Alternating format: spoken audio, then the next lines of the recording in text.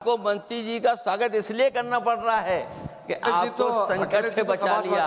और अगर अखिलेश जी तो समाजवादी है। मैं पूछना चाहता हूं कि छात्रों का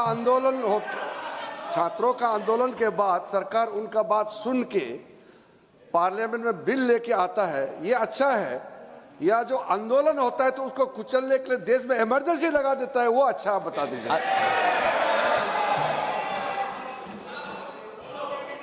अध्यक्ष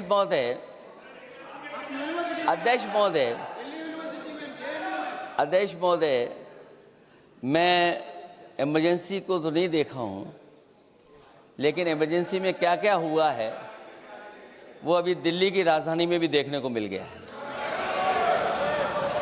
आंसू के गैस के गोले और लकड़ी में लगा हुआ कुछ कील का और कांटे की चीजें, उस समय करंट नहीं लगाया जाता था, इस बार करंट लगाया गया है।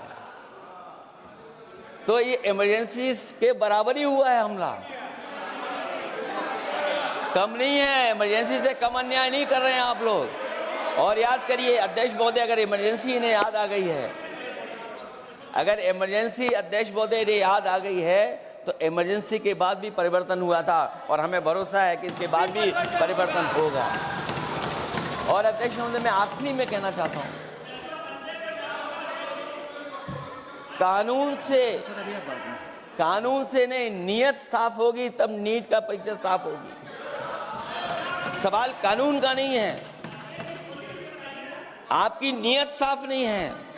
और जिस समय आपकी नियत साफ होगी तो परीक्षा भी साफ हो जाएगी। और हमारे साथी जो कुछ और बातें उठा रहे हैं, आज मौका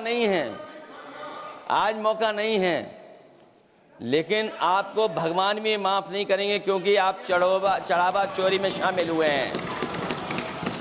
और चढ़ावा ही नहीं, जो गुप्त दान था वो भी चोरी हुआ है, गुप्त दान। और ये पाप की श्रेणी में नहीं आता है, महापाप की श्रेणी में आता है। Akhilesh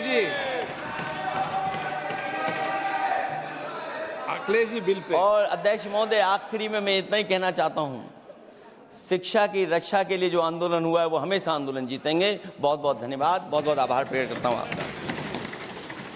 Shri Abhishek Banerjee. Thank you, sir. I rise here today to